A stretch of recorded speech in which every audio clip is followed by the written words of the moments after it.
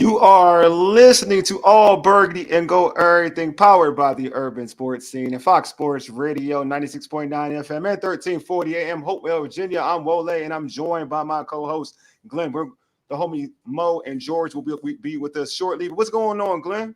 Not much, man. 53-man roster is set. Yeah. And we're now ready for some football. We are, bro. It's a special show now. You know what time it is. So Yeah, I mean, we're ready for it. We'll see what the Commanders can do. Not too many big surprises. There are a couple. We'll get into it though. We'll talk about it. Yeah, I definitely. I got it. Hold on, I have an echo, and it's not you. I know I'm probably having this on replay somewhere. I got a nasty echo. Hey, Glenn, you know what you may have to do, bro? I got it now. We're good now. You good? I got it. I'm good now. I'm perfect. I had to X that out. I'm listening to the same thing over and over again. I'm like, oh, wait a minute. I can't hear. What did Glenn just say? Nah, I was kind of scared. Good. Sometimes things work. It's live TV, right? It is. No, I had it. The problem is I'm working off edits and I'm listening to the actual show go live on YouTube so I can hear the show going live while you're talking. So we're here now. We're ready. We're ready to rock and roll. And but like you said, Glenn, I'm excited too, bro. Like there's a roster. You know what I'm saying? Like now things are in play. Like you said, football is really in the air now. Like it's about here now, man. We've been waiting for this moment. Yeah, waiting for this moment, and we got a lot of guys in the queue that want to talk football, man. Definitely. Hold on, we'll get to Mo set. Put Mo back in. I think Mo's ready now. Mo's good now. Well, what's up, Mo? Right. What's going on, Mo? You good, bro?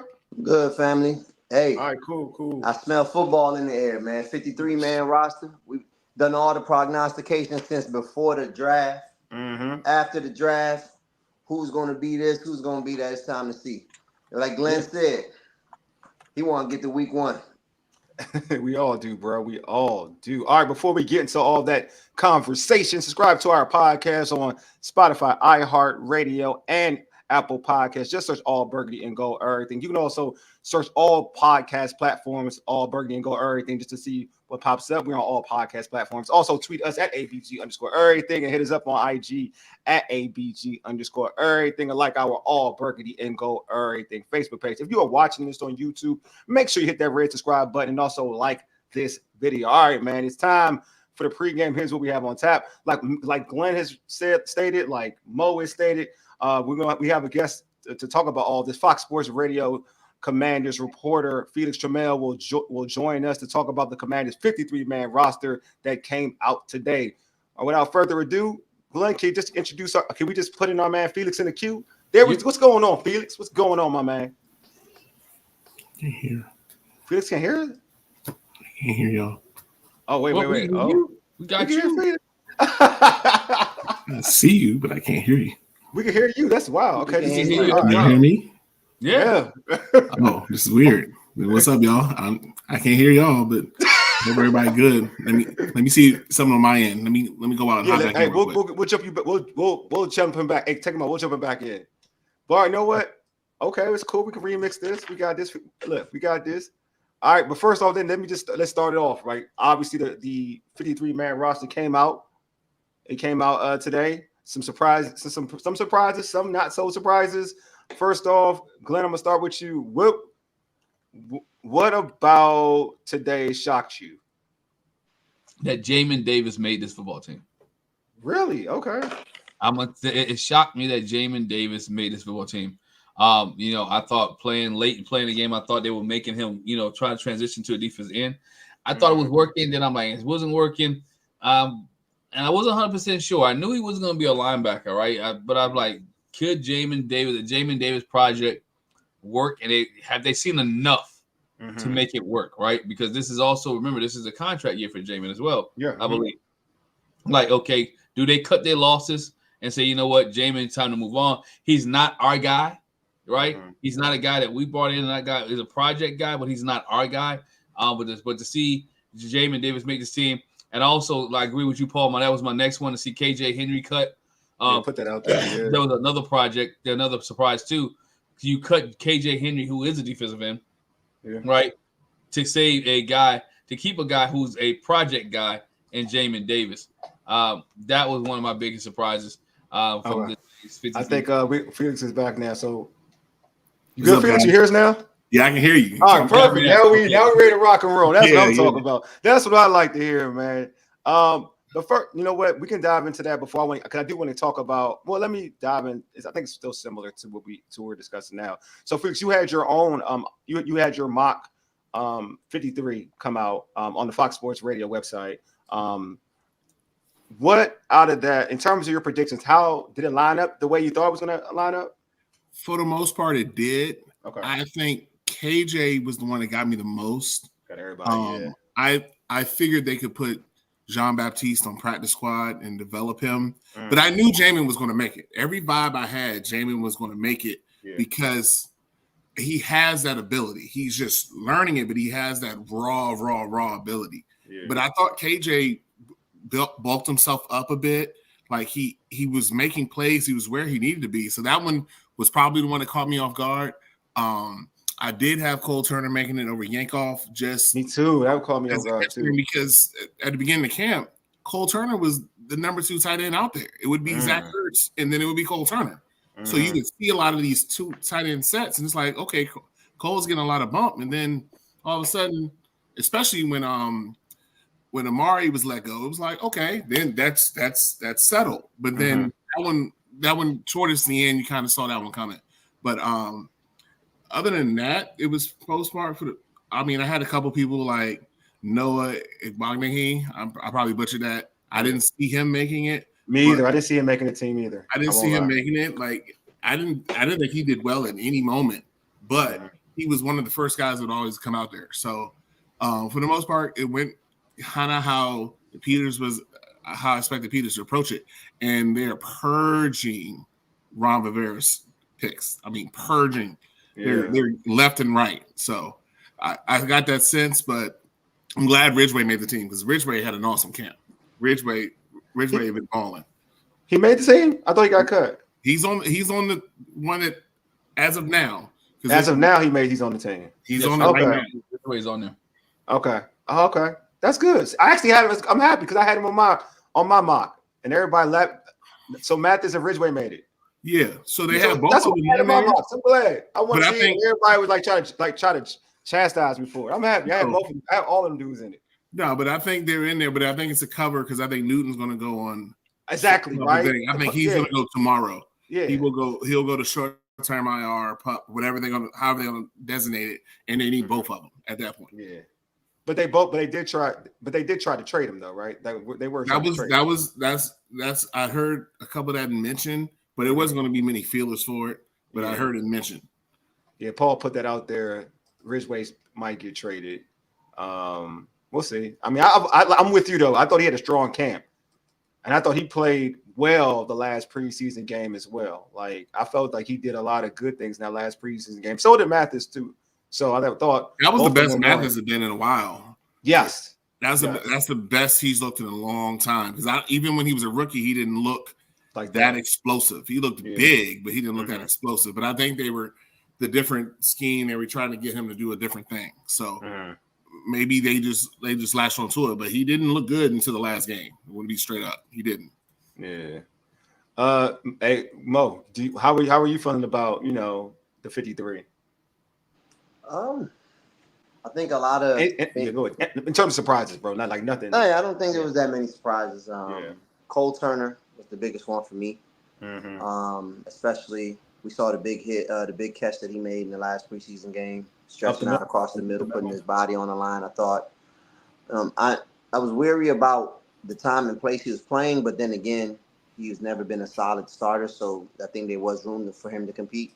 And just seeing him get cut, seeing that experiment come to an end, I think there was a lot of upside with him when he first was initially drafted to this team, and a lot of hopes for him to gain some kind of form.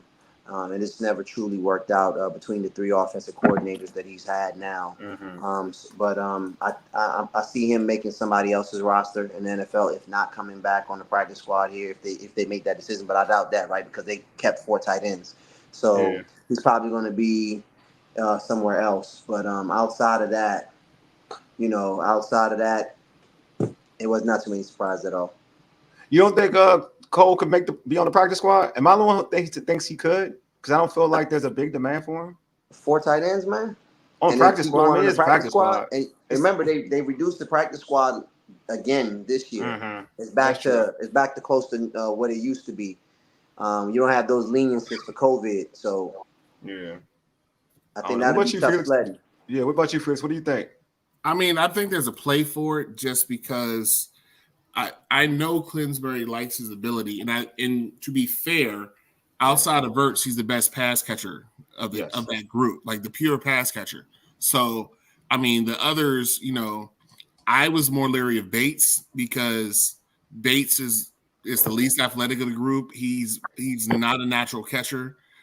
So I would have cut Bates with him and kept Cole. It would have kept Zach Ertz and kept those 3 and take that position and use it somewhere else. But there could be a play for him, but I think there'll be a little interest out there because he does have massive size at 6'5", which 6'5" guys that athletic don't go walking down the street. So true. There is a play, but like we said, they weren't that high on Revere's drafts, so he didn't have a much of a leg to stand on, and you could tell they liked Yankoff because he was like Khrushchev out in 49ers. They're literally the same person. Yeah, he kind of has that look. Do you think it's more like it's interesting because I feel like you talked about KJ Henry, who I thought to your point had a really good camp and he finished preseason all strong. Do you think it was a little? It really is about them trying to purge all of Rivera's draft picks rather than just the player for what the talent is? You feel like it was like, oh, you know what? I just want a Rivera dude here because I just felt like KJ Henry was different. To everybody's point, I felt like he played well enough to make this team, and I thought it showed a massive improvement. I feel improvement, but you got to fit in. I mean, you got to be within that top group, and you got to be able to do something. If you can't be in a starting group, then you got to be a special team guy. And so would KJ Henry fit that special team guy? Probably not. You see, but he did make some improvement. He did make some gains from last year to the end of this year, but you couldn't keep. When you look at the defensive ends, the guys that you're trying to keep, is he better than? I mean, to me, it was a toss-up between him and Jamin Davis, and they're like, you know what? We'd rather go with the project. We'd rather go with the most athletic guy that we can move because you got Farrell that's there, right? You got Armstrong that's there, you got Batiste that's there, and then you got Jamin Davis. You wasn't gonna replace Farrell, right? You wasn't gonna replace Armstrong, right? Yeah. And so now you talk about between Batiste and Jamin Davis. To be able to keep, to be able to keep him. So which one was you giving up in order to keep KJ Henry? I mean, I'm not the big Farrell person, but you're asking the wrong person. But go ahead. This question's for you, Felix. If they paid him, I know, but barely though. But yeah, you got to look at it this way too. Farrell and Armstrong are your base ends. Yeah, I know. And then when they start going to rush, Laval's playing in, like McGee was playing in before he got hurt, like. They were bringing people down to be rush in. So, like, you had to be able to play inside. And I thought KJ was starting to get to that. But I think they're going to use Jamin as just a pass rushing specialist. But you got to look at that list. John Baptiste would probably be the one that doesn't dress. Exactly. I agree. And then, he's there just to rush. There's your job is to come in and rush. Because there's so many things. And they rotate down. They have those rush packages where it's only one tackle, it's Deron Payne, and next thing you know, it's one of the ends are down lined up inside, and now they've got Laval coming off the edge, or they got somebody else coming off the edge. So it's just a numbers game with that. But I think if you looking at it, they were like, KJ's here, Jamin's here. Mm-hmm. Which one has the better long-term? Because right now, those two aren't going to be pivotal players for the defense. Like, they're going to be a rotational piece near the end of that 17, 18 that they're going to use. But which one in 2 years from now could be more of a game changer? And they went with that with Jamin over KJ, who they may have thought kind of is more closer to his plateau than Jamin is. And I think that would be the rationale for it. And what did he be? Go ahead. He would have to clear waivers, right? KJ, yeah. Because he's this is and then second year. you see him in a situation where they bring him back on the practice squad? I think they could. I can see that, but I think someone goes after him. No, I think so too. I think somebody goes after him. I don't think he makes it through 32 teams. You don't think so? Pass rushing is such a specialty. I think like he has some ability. Like you don't play at Clemson and do the stats he does without some ability. So no, I think he has ability. I just don't think he got an opportunity to show a lot on film for folks to be like, we got to have him out there. Like I think he's like I think there's ability. This is not a knock on KJ, to be honest with you. I don't think Ron put enough tape on him for people to say, yeah, he's one of them. Or even now with this regime, you can look at some of the stuff plays on preseason and be like, yeah, we can bring him in. I don't know. Like I feel like because we've seen him enough in preseason games and we've seen growth in 2 years that we can say, yeah, like somebody gonna snatch him up. But I don't know if Ron. I don't think there's nothing on tape to say, damn, we gotta have him. You know what I mean? Like it's not a knock on him. I think he does. I think you guys are right in terms of ability. Yeah, if I'm a scout and I'm really paying attention, I'm like, yeah, we can have him on our roster. I'm just not sure there's enough on tape for the scouts to say, oh, we got to get him over other players that are out there. That may have shown more tape. That's all. Like, but I can definitely, to your point, I definitely can see him being on another squad. Hey, George, I'll give you an opportunity because you jumped on. Do you have anything you want to ask Felix real quick? Felix? Well, I wanted to ask Felix. We were talking about the tight ends, and I think we were all surprised with what happened with Yankoff staying and Cole Turner not. But I sort of want to focus on what Dan Quinn said about how they really go. He was talking about how much Yankoff and the other player whose name escapes me goes for it.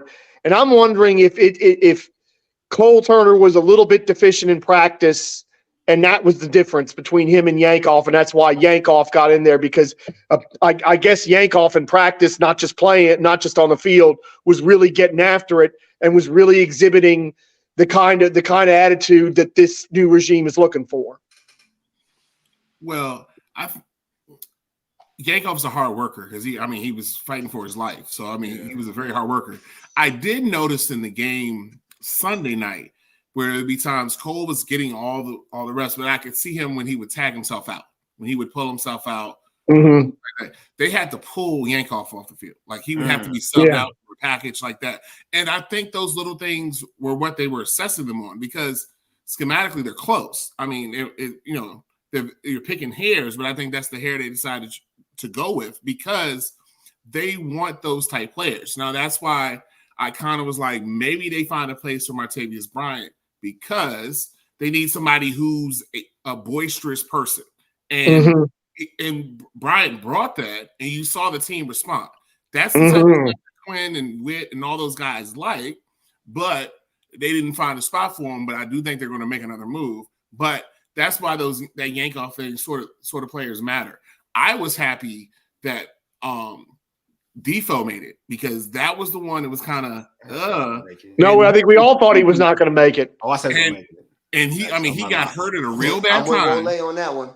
Yeah, he got hurt at a real bad time, and they were starting to do a lot of safety work, and he was odd man out. Yeah, true. So I'm glad to see him there because he was played out of position in the previous scheme. And he was never a cover one deep safety. He was never designed to be a cover one deep safety.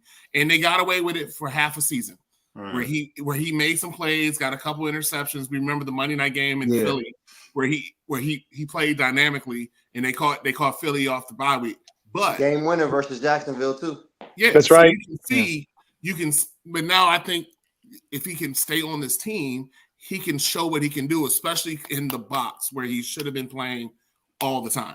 So I think they want those guys that just compete hard. So if you see, that's why they probably went with Yankoff over Turner. But Yankoff is a better thing, and then they can line Yankoff up as a blocking fullback. Not a blocker. Yeah. If you say blocking and Cole Turner, it's not going to happen. They don't go together. They don't. They don't. No, and I'm a Cole Turner guy. That's me too, bro. Like it's the truth though. They don't go together. Some of my man Paul put out there said, "Yo, almost all the wide receivers that played got cut." So speaking on that, Felix, man, like some surprises to a lot of folks that Pringle made the team. Again, I'm not surprised. I had him on my roster too, so I had him on my making. I had him thinking. I was shocked about Tremaine. Tremaine had shown a good thing, but when they brought Pringle back, it's like there's the size now. So now, and then he gives you returnability. There you go. So now you have multiple returners. You have Crowder to do punts, but you have McCaffrey. You have Pringle. They were throwing Forbes back there, but they have more bodies to do it. And Pringle's going to be that base returner. So he's going to be one of those two guys. So because Cass couldn't hold on to the ball to save his life. So that's going to be Pringle's job. So 13, he's going to be returning kicks. You're going to see him do that every kickoff. So I think that his ability on special teams to be a returner and be a gunner put him over a lot of those other receivers who couldn't do that job. So they pared it down because they're going to be running a lot of multiple tight end sets as well. So you don't need 7. There was a time where I was thinking it would be 7 receivers, but you can get away with 6 because your Ertz is going to be on the field a lot. And then if you have a 2 tight end set with Sennett and now you only need 2 receivers on the field, or you have some 2 running back sets and now you don't need that as many wide receivers because you're going to have Eckler and Robinson on the field and Ertz. So now you only need Terry and another receiver. Now, those are those things that kind of match up. So the biggest thing for the receivers is they couldn't separate themselves on special teams. They couldn't do another job. So Crowder automatically was going to be there because he's the punt returner. He's the best one you have. And then Pringle's going to be there because he's the best kick returner you have. So that those 2 go hand in hand. That's why they're the last 2 receivers on the squad. I'm going to put something there. James Jones put out there. I think Peters is not done with wide receiver yet. Do you agree with that? Absolutely. I still think they're in the hunt. I've heard rumblings. Everyone's thinking Ayuk. I don't think that one's going to be the play. But there's some other ones I've heard mentioned. I've heard T. Higgins. I've heard another receiver from the AFC West who's going to remain nameless, but he is on the receivers documentary. I'll say that. There's been rumblings of that as well. So I think there's a play for another receiver, and we don't know that. I'm just dropping the nugget. I'm just telling you what I've heard. I've heard rumblings. I've heard rumblings from good places. So I do think there's going to be an addition there, and that would get one of these like the 10th lineman or one of these 9 or 10 defensive linemen off the roster for that receiver. My man Paul loves Terrence Marshall that got cut by the Panthers. What's your feel about him, man? Solid. I don't see being a difference maker on what they got. Exactly. I don't think so either. I mean, you can take a flyer, but I don't see him improving on anything you have. Like it's not going to be like, they need a bigger receiver. They don't need that. Like they have what they have.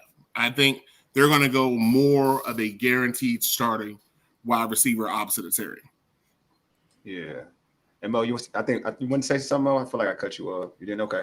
I heard AFC West in my. Timothy Parks and Alex Leather were released by the Chargers. You don't want no part of that. You don't want Captain no Bust. part of that. Captain Bust, Alex. Have y'all seen this O-line? I'm just saying. I'm sorry. I apologize. That dude got cut by the Raiders within 2 years. Yeah, I know. So, You don't I'm want just saying. no Have you part seen of this that. O-line? I'm just saying. I mean, I'm just saying. Like, I get you right. I'm just Listen, saying. you can have your internal bums. I'm not taking a bum from another team to have to learn a new system. Absolutely not. Hey, my man Todd said on the side, no, it's good to see Trent Williams holding another franchise hostage. Hey, man, he come back. Hey, you can come back, bro. You can come back, Trent. That's true. Yes, he can absolutely come back. I will. Look, he's not coming back. Y'all know that, right? I know that, but with open arms. Yes, you know we'll get with you a open statue arms and everything. We'll get you a Everybody statue. got wishes. Hey, speaking of, I'll give you a statue. You can have a statue here too. Trent can have a statue. Look, we got on the statue thing the other night. I know. That's what I'm saying. Trent can have a statue. I know what I said. Trent can have a statue. Oh, I know what I said. Hey, Trent, if you're watching the show, man, you can have a statue. Come back. Like we don't. Revere messed up, man. We know he messed the church's money up. We want you back. He didn't. Well, no, don't blame that on Rivera. Blame that on Dan and the previous training staff. Look, he talked to him and he didn't do enough. They didn't do enough. He's part of the problem. He didn't sell it enough. Now it was on the guys of whom we don't speak. I think we're at that point because I love how this regime never says the name anymore. It's great. Yeah. But it's more on him. But Ron didn't do enough to be like, hey, I'm not them. We're going to fix it. Exactly. We're changing. Da da da da da. And that would have solved a lot of problems that you had. But he was also ready to leave because he didn't think this franchise was ever going to get to that point where he is in San Francisco. What? Felix, it wasn't happening. I know. I'm telling you. No, you're absolutely right. I'm telling you. I'm just saying that. You know what? Tell these people, Glenn. It's called give me all the money you want. That's what it's called. It's going to happen. Money doesn't. People don't walk away from money. I don't care. You don't walk away from money. You go. I don't walk away. No, look, people walk Mo, away. you African. You know this. You don't walk away from money. People walk away from money for rings. Stop playing, Mo. Stop playing. When you want rings, people walk away from money for rings. I'm sorry. That's true. That is true. No, that is true. You know what, Glenn? You know what? You would be right. You would be right. Has Trent won a championship yet? And what is he doing in the Niners? He won money, don't he? He got money there. He got money now. He won a ring. He want that money now. I mean, the realization is he's not going to win it. The realization is they're not going to win it. Shanahan cost him 2. I'm just telling you, like they still wait, hold it. They're still in the box to win a championship. It's not like they don't have a chance. They have a chance. They had the Super Bowl one last year, and the guy got hurt, and the other guy had the ball hit him in the foot on a punt. Don't blame that on Shanahan. I'm not having that. Sorry, I'm not having that. I'm blaming on Shanahan. Run the football. Okay, all I'm just saying is like Trent won money, man. My discussion, Trent won money. I ain't mad at him. So come back. We'll give you money. That's true. I'm with Wole on that with open arms. Hey, this for you. Hey, this is a question for you, man. My man Paul said, "What is the trade package for Devontae Adams?" People figured it out. It'd probably be a couple of thirds, maybe, because you're going to have to take his contract. You got to look at his contract. Yeah. Now, the Commanders are in a good position to give him money. Now, Devontae is not really looking for money. Now, he got lied to by the Raiders, and they shut his friend off a year after he got there. So he is not pleased with what is going on there. So I will say that that happens. There'll be a couple of picks, but they'll rework the contract in like a 3-year range. They have that money. Like they could easily give him guaranteed money and give him a chance to compete. And I think that's what he really wants. He just wants to be somewhere serious. The best mouthpiece for the franchise right now, as far as an offensive perspective, is Zach Ertz. Like Zach Ertz has lent credibility to Kingsbury and the offense and the front office. His vocality of like, this is different. Like, da, da, da, da. When they see that, he has enough cachet for others to be like, I'll take a burn on that because everyone sees the potential and talent in Jaden Daniels. That's guaranteed across the league. So you're like, I'm going to play with a credible quarterback. I'm going to play with another receiver who, as far as egos go, is very low in Terry. So now you have that opportunity to be that focal point with a team that's a little bit more serious about trying to win. And that the Raiders weren't ever serious about trying to win. But that gives Washington that $28 million they got to take. Devontae Adams is a $28 million man. But they can afford it, though. I said they can take a hit and restructure. They're gonna have to right now. They're gonna have to guarantee him money because he has no guaranteed money left. That would be the thing. That has some guaranteed money there that he needs to get. He's not Look at Wole like it don't matter. Devontae Adams is 26 or 27. I'm keeping a buck, man. Keep it all the way 100, man. Keep it all the way 100. We ain't picking nobody up, man. No. Devontae Adams is 33. Devontae Adams is 31 years old. He's 31, yes. Remember, he did 4 years at Fresno State. Yeah. Oh, you're right. He did 4, and then he's got to be 31. That's why I said he got drafted in the give him Odell a couple years guaranteed. He would do it because right now most people are going to give him an incentive-laden deal. He's not going to get a guaranteed deal. He ain't getting that 28. I tell you, not from Washington, he's not. So I don't think they would pay him 28, but they would restructure and get him if he knows a guaranteed That dude, 17. He's not playing for less than 28. Y'all crazy out y'all mind. I don't think he playing less than 28. Y'all crazy. But- Jalen Waddle about to make more money than Devontae Adams. You crazy? gotta look I at think he's age gonna too. But you got to go to. He can't go. He's not going from number 2. He's the number 2 highest paid receiver in the league now, behind Tyreek Hill. Right? He's Not no more. Not no more. No, we're not no more. No, we're number 3. He Well, didn't- CD reset the market. Yeah, well, CD. Yeah, CD. I forgot CD Lamb. Justin now Jefferson, Jamar CD, Chase is next. Amon Ra. Jamar So Chase coming around the corner. So he changed the thing. So again, why again back to the conversation we had a few minutes ago. Are you chasing rings or are you chasing money? When we're talking about Trent. He's just chasing an exit. Because would he redo the deal if he knew he was getting the hell out of Las Vegas? His situation is different. You said, but everybody wants to be compensated correctly. You're not going to take a discount. Like, well, I mean, he's not coming here for $10 million. Exactly. You know what I'm saying? No. Like, his age, so all right, if you want to play the age game and roughly he's not getting 28, he's gonna get 20. Still, he's getting guaranteed like 25, 26 guaranteed. So do you take Devontae Adams or do you take Ayuk, who's younger? For 30? I ain't taking none of them. It's a rebuild. It's too much. I ain't worried about them. I got the drafts out there. That's a great point. Receivers come out in drafts. Like these receivers that come out in drones in the draft. Ready to play. They come ready now, bro. Like ready. Like if y'all trying to like, what's going to happen this year? Like if you paying that much money for somebody, that's all right. And I love Devontae Adams, one of them. So he's one of them. So what do you think's going to happen in year one with him there? What's he gonna? Is he winning you a chip in year one?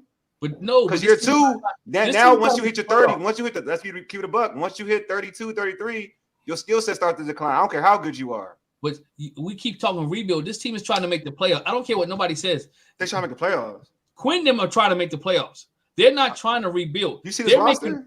Look, if you tell me you don't bring Devontae Adams in just for a rebuild. If you bring in top receivers or you making trades, so the big deals, you don't bring players in like that caliber for a rebuild. All right, let me tell you, they're trying to win a championship. This is my point. They're trying to go to the playoffs.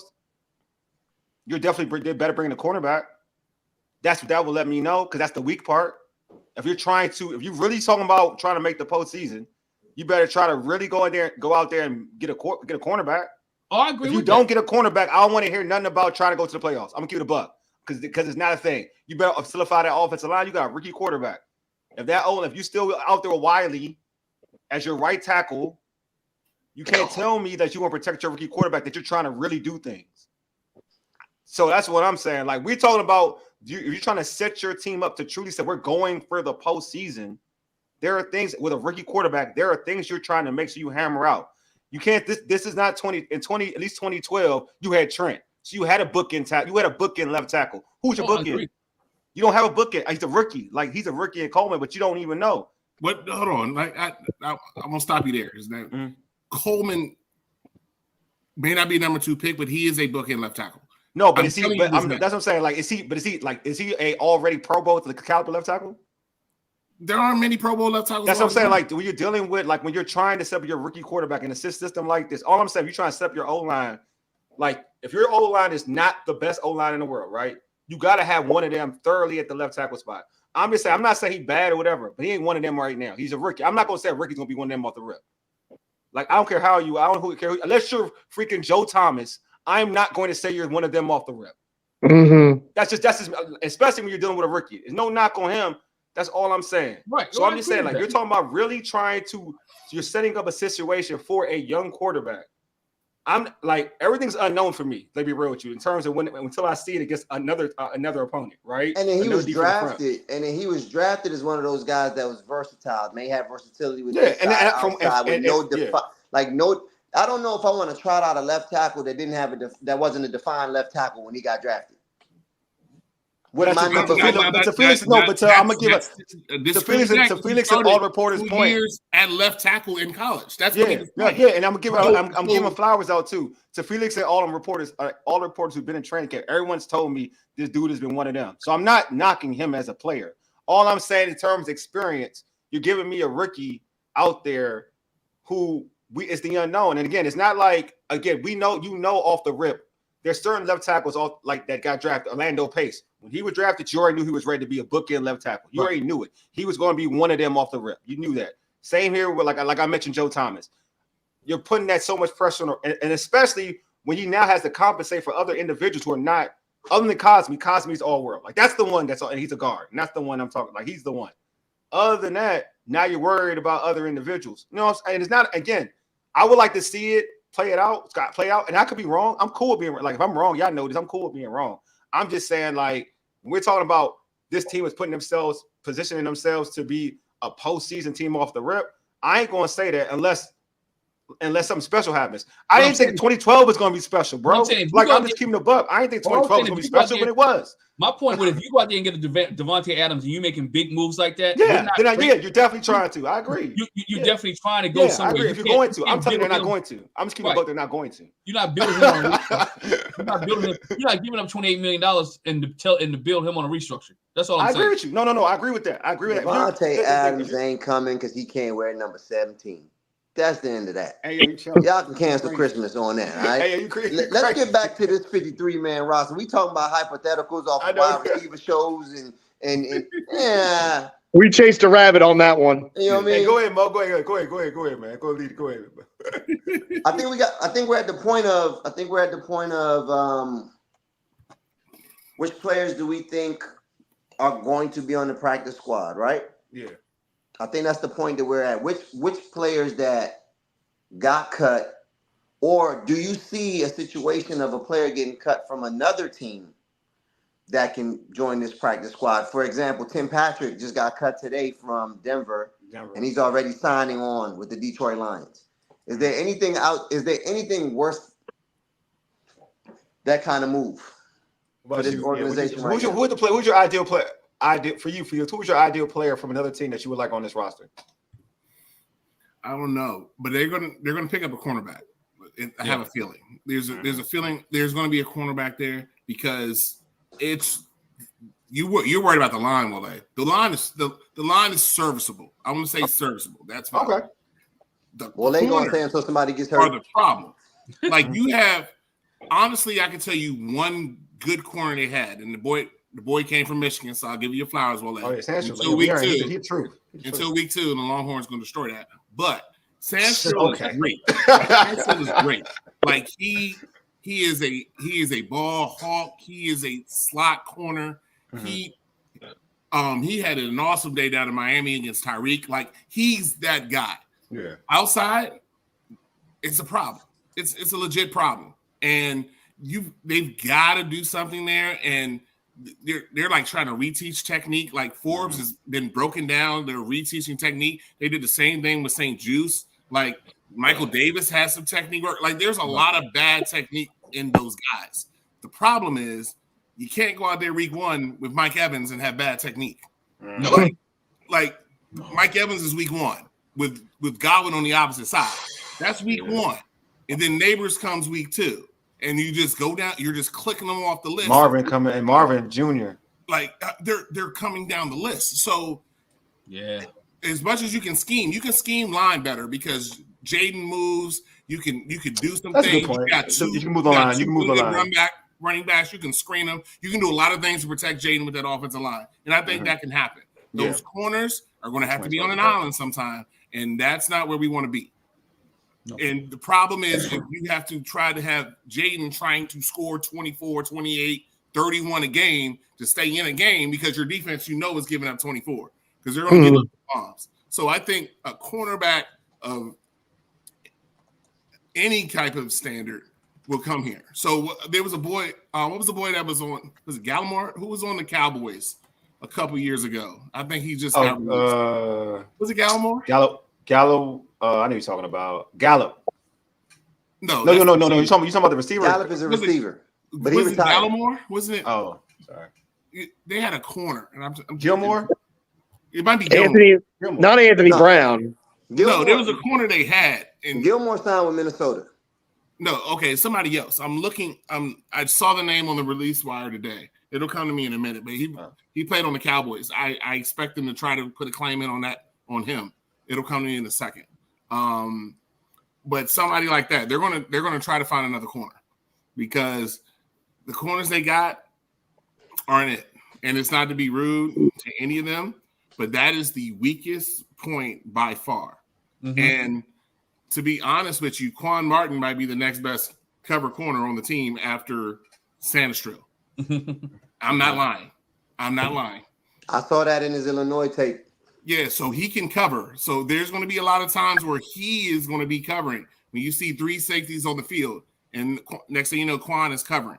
That's going to happen because they're going to have to try to do what they can to cover up that weakness, and that's the biggest glaring weakness. I agree. You're going to see a lot more blitzes. You're going to see a lot of blitzes. Try to get to the football. Try to get to the quarterback as quick as possible. You'll see those guys. You see linemen. You'll see the edge rushers. The goal is to try to get to the quarterback so the quarterback does not be able to have setback time and throw. Right, get timing off. These guys got to be able to cover. And I don't know if there are any cornerbacks out there. It just that will fit right now. I mean, good cornerbacks are still on teams. I'm sorry. Good cornerbacks are still on teams. You get something off the wires or whatever case may be, you're getting a guy that has to be proven. And you probably can look at somebody who got a little bit an older guy that probably had a little bit of juice left in them, but you're not getting anybody new or young that can come in. Can we say it now? Gonzalez should have been with the Commanders. Yes, but that ship sailed, unfortunately. I know the ship is sailing, but again, goes back to the old regime not evaluating players properly. Yeah, Paul said Desmond King. I like Desmond King. I don't know if he'll be here though. I like Desmond King. I've always liked Desmond King. Though. Yeah, Desmond King's he's solid. Mm-hmm. But yeah, you're right, and you're exactly right. They messed up on the Gonzalez one. We all know that. And Rivera was drafting for chart ability, like athletic ability, and not football players, in a lot of sense. And right now it's looking like he only hit on one major pick, and that'd be Cosby. Xavier Howard's still out there. Go get him. I like. Oh, he got issues. I heard he got issues. We're not. And also another thing, he liked the last guy liked nice guys. Xavier Howard is going to play football. Like they're football players. You need to get football players. I mean, they aren't supposed to. What Charles Barkley say? I ain't a role model. Like, you need football players. Like, as long as you do nothing, as long as you don't do nothing illegal, do what you do on Sunday. But he got charges. So I don't know. The only thing about the waiver wire is the Washington Commanders have the second pick. They number 2. That's the only good thing about the waiver wire is Washington is the number 2 on the list. So they can pretty much have who they want as long as Carolina doesn't. Yeah, as long as Carolina doesn't claim them. So TJ Henderson got cut today. Yeah, he did. Yeah. I mean, there's the kid out of Tampa, corner out of Tampa got cut, I believe. I forgot. Paul, what's his name? Paul, if you're in the chat, I think the kid he knows. I forgot his name though. He rated pretty high, like PFF or whatnot. But yeah, I just that they are corners out there. That's what to me, if they don't bring in a corner or a starting caliber Isaac. If they don't bring in a quality starting corner, I already know what it is. Like I know the direct. It's cool to teach. I'm cool with teaching. Like I'm okay with the process. Like personally, I'm okay with the process because like we haven't really truly had a situation where a real situation. Ron tried it, but Ron wasn't like. I mean, you have good guys in the building to help teach, and they got guys in the building who are willing to teach. You can see it in training camp now. Like they're willing. Like Felix just talked about, pretty much breaking down Forbes and St. Jude's back down to the core on technique, or even what they're doing with Jamin, teaching like working with Ryan Kerrigan to be a pass rusher, and they're really trying to teach. They're trying to teach a lot of individuals who weren't getting the right tutelage. I mean, you weren't getting the right teachings with the old regime. So I just feel like I like it. I like the approach. Like some of these dudes need to be taught and need to have their skills put out there so they can really take advantage of what got them to the NFL. So I'm all for it, man, for real. Like I love this approach. That's why I'm cool with like again the rebuild factor, because it's all about like getting these guys better. To me, some of these guys are talented. They were just taught by the wrong dude. I'm sorry, or dudes, plural. You know what I mean? Like now, I think Quan Martin's gonna have an amazing season. You know what I mean? Like he's a hit. He's a hit. for Ron, but basically he's going to be better because of this regime. Agreed. Well, this regime know how to teach, like Felix said. This regime know how to break you down and build you back up. Yeah. So I do think Emmanuel Forbes is going to be better than he was last year, but I think he's still going to get, have those moments where he's going to make you scratch your head. Yeah. and part of that last year was bad defensive scheme. Like they let him suffer. And it was like, why? Like the Philly game, I mean, I remember just sitting in the press box, like, what is going on? Like they literally forced the defense's hand. They would line him up, force him out, move everyone else away, and just bomb him. And I mean, it was bad. And you're like, change something. Hell, blitz them. I don't care. Do something different. But don't let someone just suffer and suffer and suffer. Felix. And you're just not doing anything. Like, I know they're pros, but pros got to be put in the right position. Like, Felix. I'm not saying he's good or bad or indifferent. People are put in positions to succeed. I agree. And that's how this league works. Good players get in good situations and win. Good players go in bad situations and don't win. That's life. Felix. What? I draft you in the top 20. You my first round draft pick corner. I need something in the first half of the year. Golly, give me something. I'm sorry. I get you. Nah, man, that's but real. I'm gonna keep it a buck though. Like let me jump in for this though. He shouldn't have been that pick. He shouldn't have been picked that high. Yeah.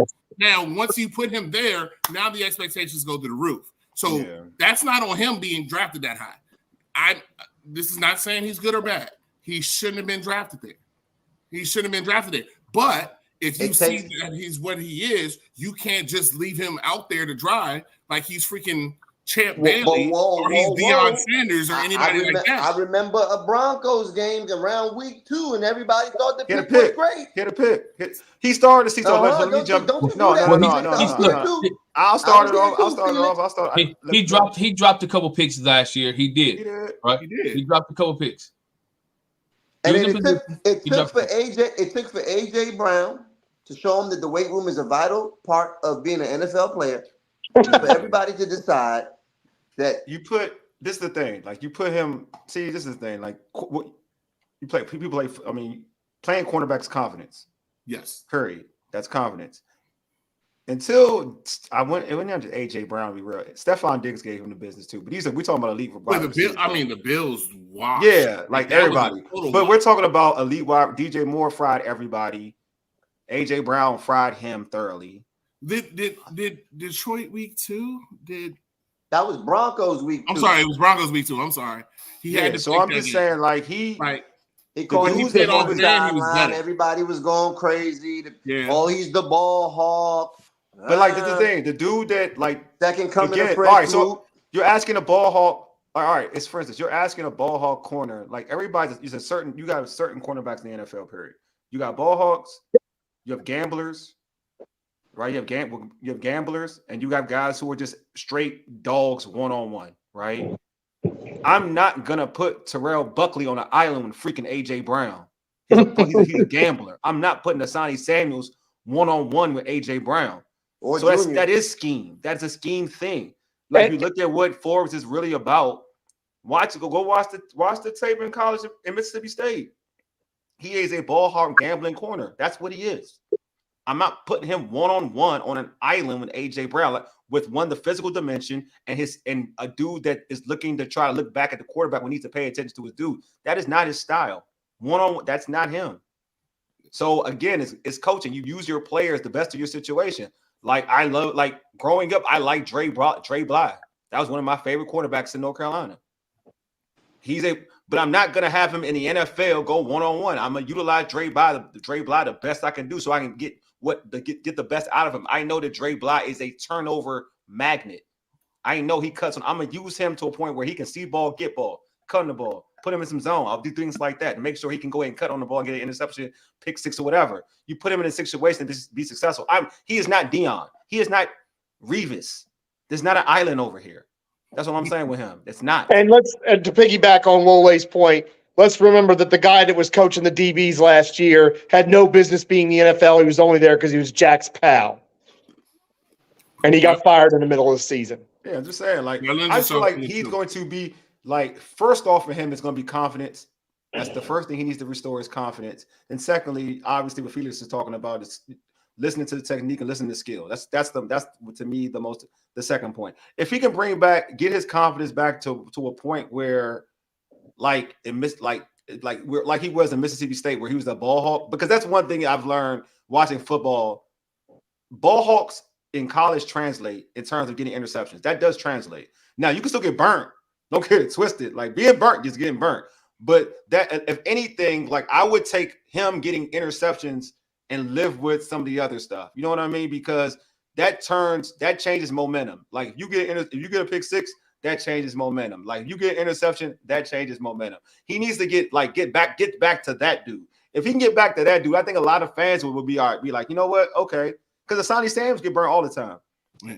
But Diggs does he was too. to be okay on Asante Samuels. Like Diggs does too. And if you know, Diggs too. Yeah, exactly. Twins Witt's defense, Yeah. that was his job. Exactly. He was trying to turn people over. So Yeah.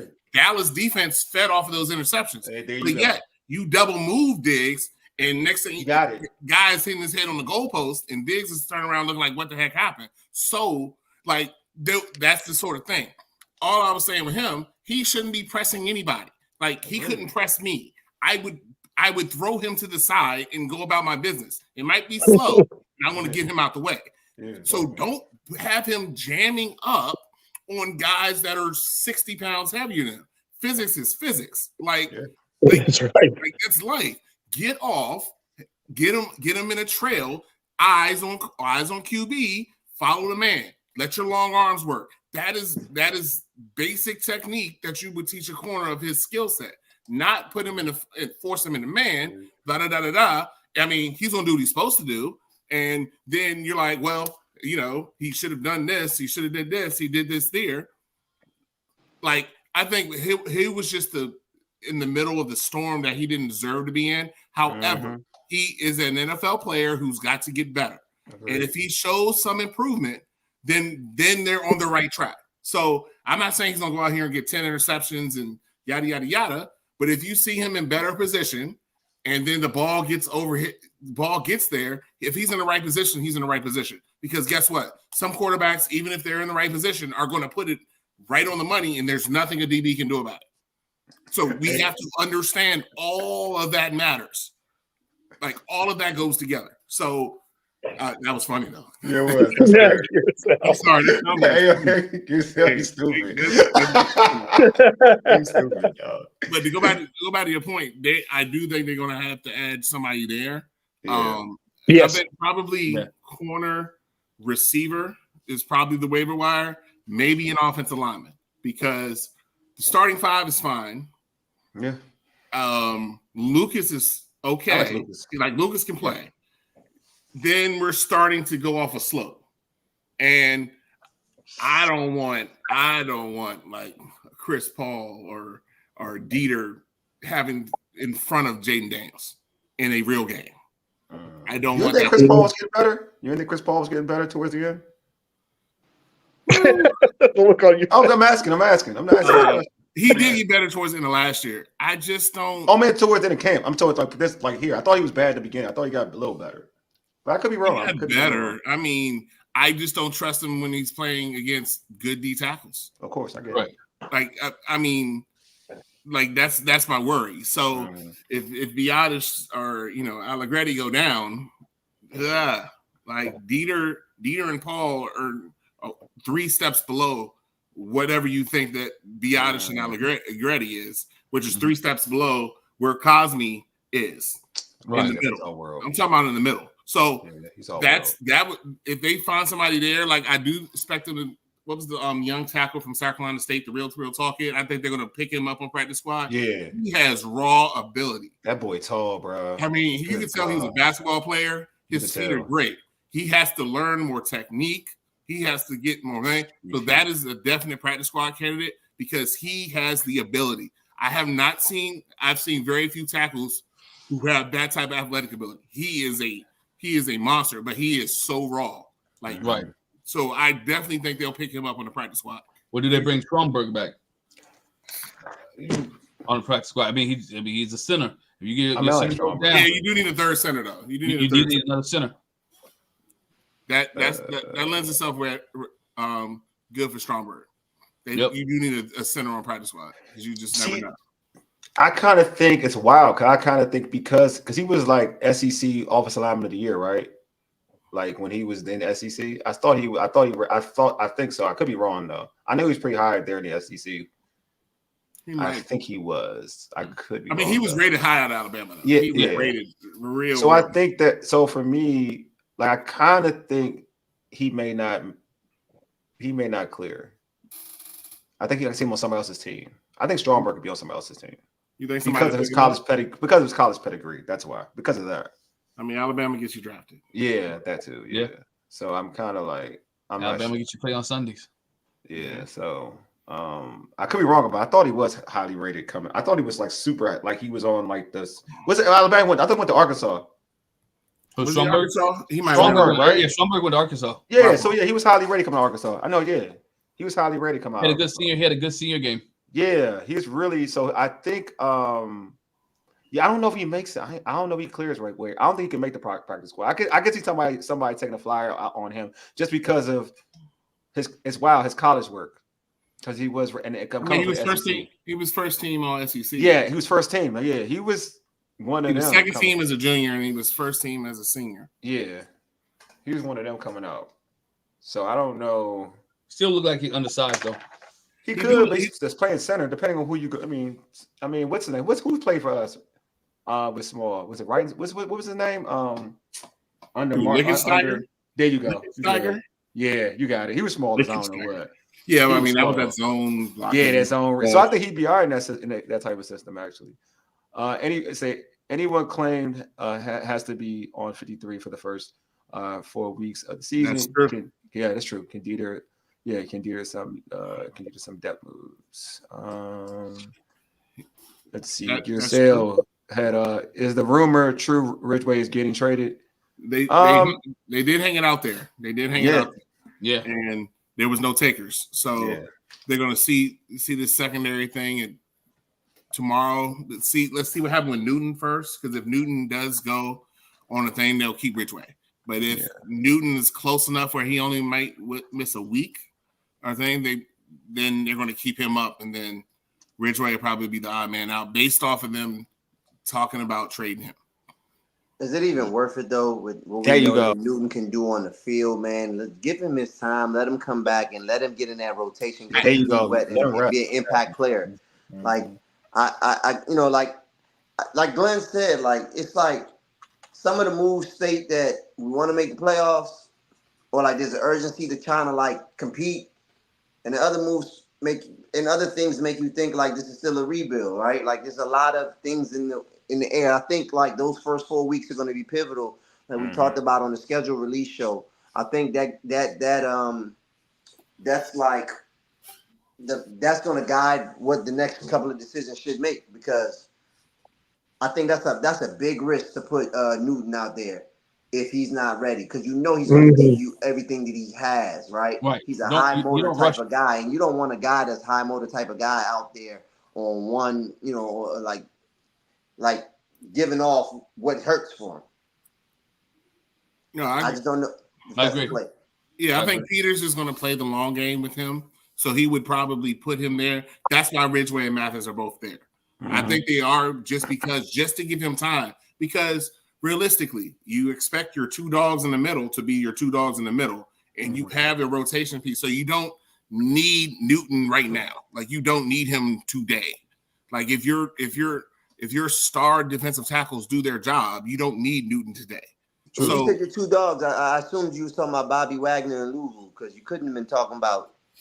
Yeah, I know what you're saying. I'm just talking about 94. Nobody's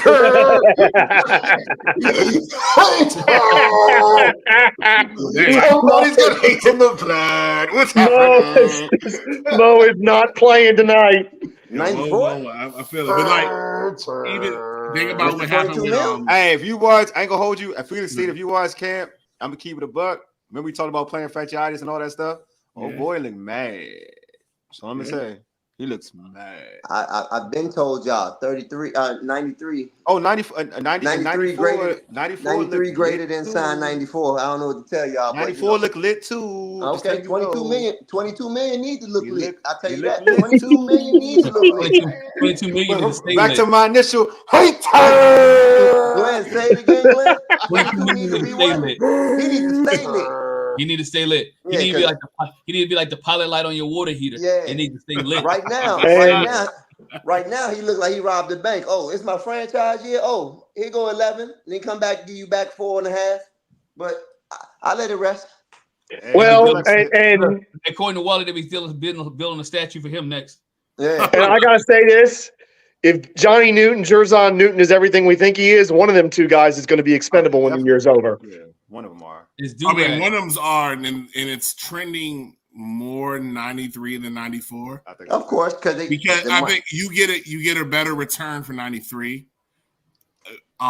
Just around the league, you're going to get a better return, and 93 is on a better deal to trade. So if Newton comes on in the second half of the season, Deluxe, that's your question. If Newton comes on the second half of the season and is what he is, then that's going to be your shot to flip more picks for next draft.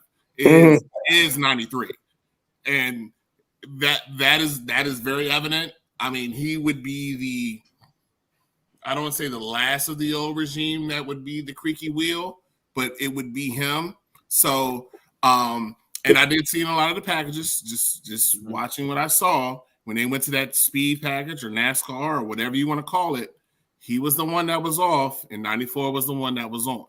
That was just, maybe that was those couple days I saw it, but that's the package that I saw. In the words of a famous philosopher, don't do it. Reconsider. Read some litter. Sure on the subject. Are you sure? Well, y'all got it. Hey, like you answer my man before we. Yeah, I'm gonna ignore the hater. So Deluxe, can you answer Deluxe's question? Yeah, Mariota with the short time IR. I don't think so. Just because they want to have that veteran there in the first couple of weeks, because that run of the AFC North, that Cincinnati, Baltimore, Cleveland run. That's where the season's going to be. That's where the season's going to happen. Like Tampa, you can win that game. You got the Giants there, whatever. You know, if Daniel Jones isn't Superman, then you're fine. The Cardinals are massive rebuild, but then you have those 3 AFC North games. So if you get through those, and you're going to need just in case, and they would rather have Mariota than Driscoll. I'm just saying it. Now, if you get to the part where Jaden's rolling a little bit and you get through that stretch and life is good, there becomes your choice. Because at the end of the day, Mariota is only a 1-year rental. He's only a 1-year rental. Jaden gets through the season, has a successful rookie campaign, he's out the gate. Speaking of IR guys, Jordan McGee, I believe, has been put on the IR. Is that right? Yes. Is there a specific player on defense that you're looking at saying when Jordan McGee comes back, he's probably gone?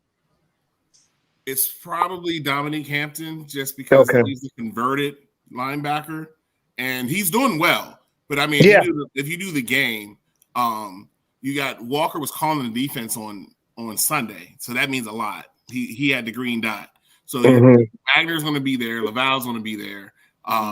Tyler Owens is going to be playing everywhere. You got Chen who's going to come down in the box. You got some of the safeties that are coming down. So Hampton's going to be that kind of guy when McGee comes back, because McGee is going to be coming downhill, and they like him on that outside. They like him rushing. He does a lot of good things. He's a thumper. So when he's ready, he's definitely coming in. So it'll probably be Hampton as the odd person out, just because more of a project. You can release him, bring him back on practice squad, still work with him, have him there just in case if Bobby Wagner gets a nick or two going down the line. You can have that as a safety valve, but it would be him when McGee comes off. Wole, can I ask Felix one last question? Go ahead. Go for it, bro.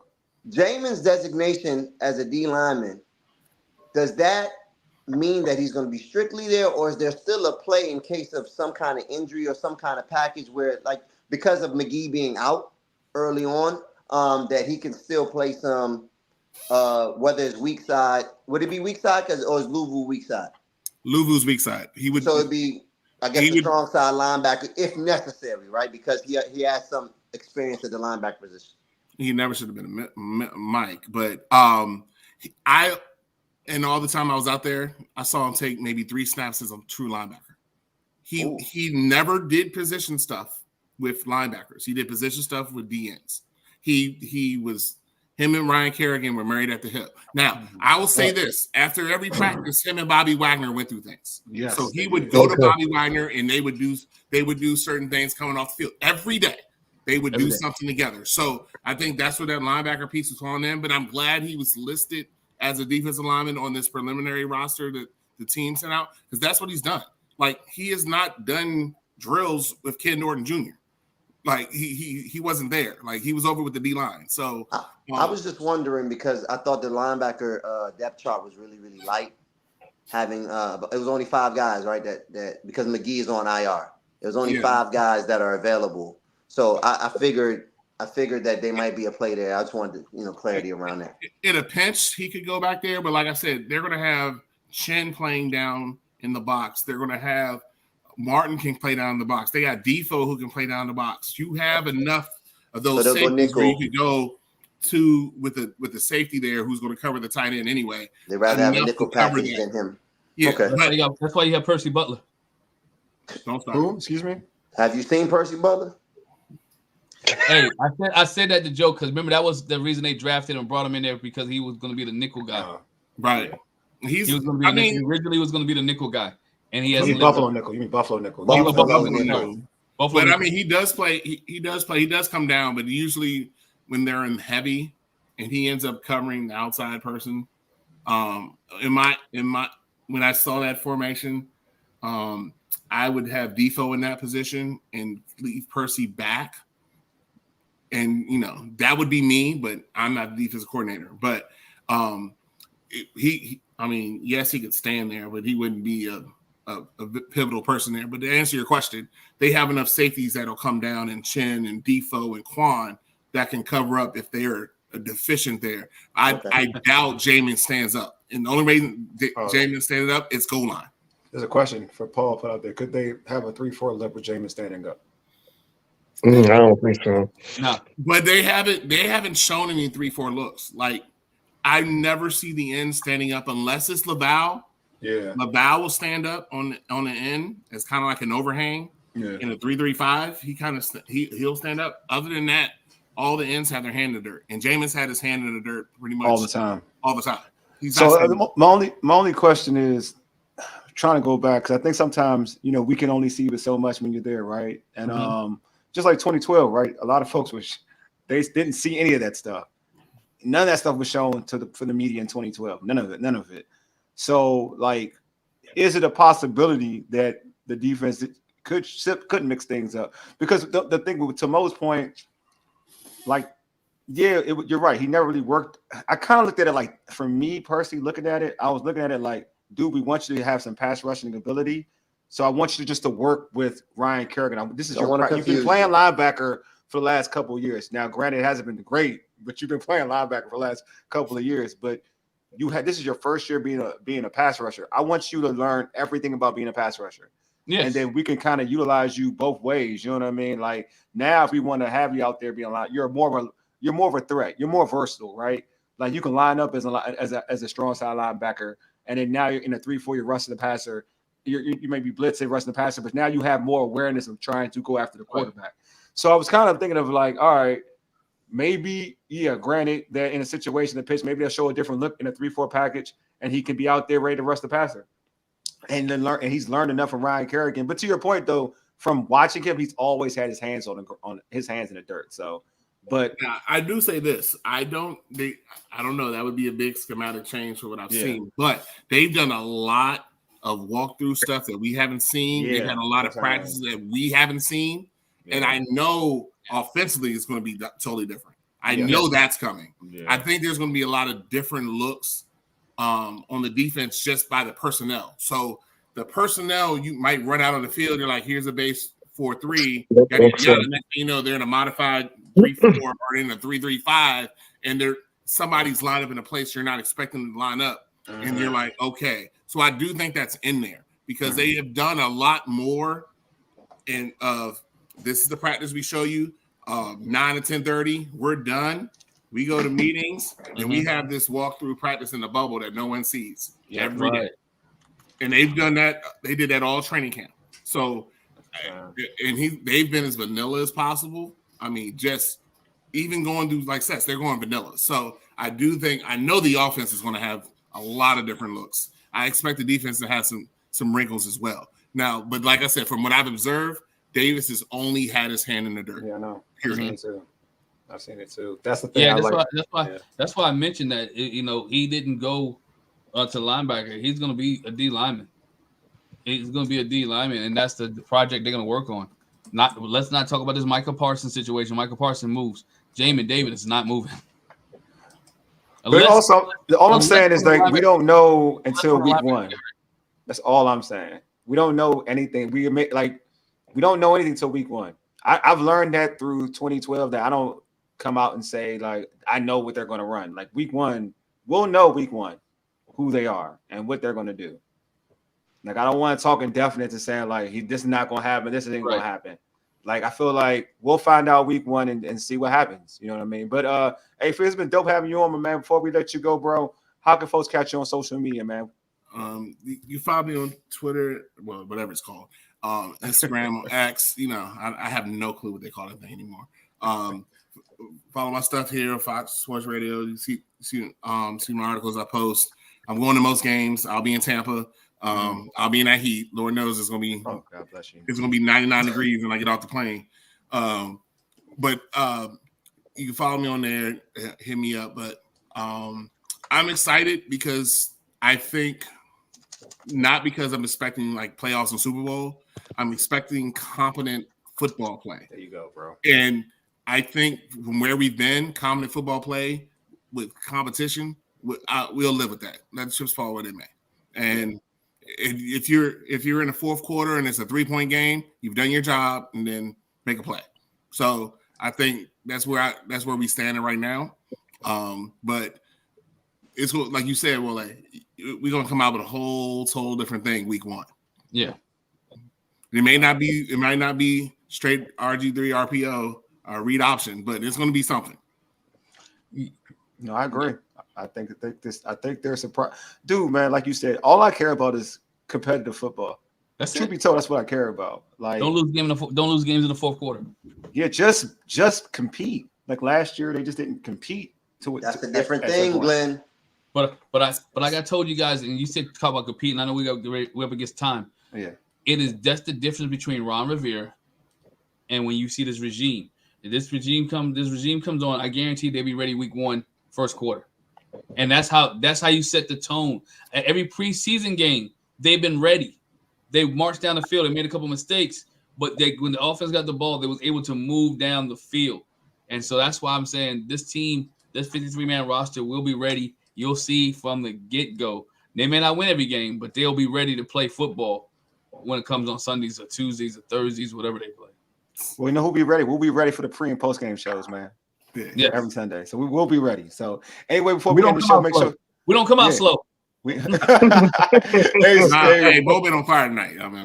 Mo has been. Mo been on fire. Yeah, I know, because he be hating. I love that. I'm love not that a African, hater. Man. I love that African, man. I love my West African brother. You hating like I don't know what. Hey, subscribe to our podcast. Y'all love on Spotify, iHeartRadio, and Apple Podcasts. Just search All Burgundy and Go Everything. Also tweet us at ABG_everything. Hit us up on IG at ABG_everything. And like our All Burgundy and Go Everything Facebook page. If you're watching this on YouTube for the first time, just hit that red subscribe button, man. Just hit it. Also like this video.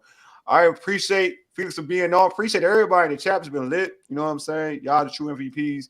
Anyway, you've been listening to All Burgundy and Go Everything, powered by the Urban Sports Scene and Fox Sports Radio, 96.9 FM and 1340 AM. Hopewell, Virginia, for ages. You dig? Deuces, we are out.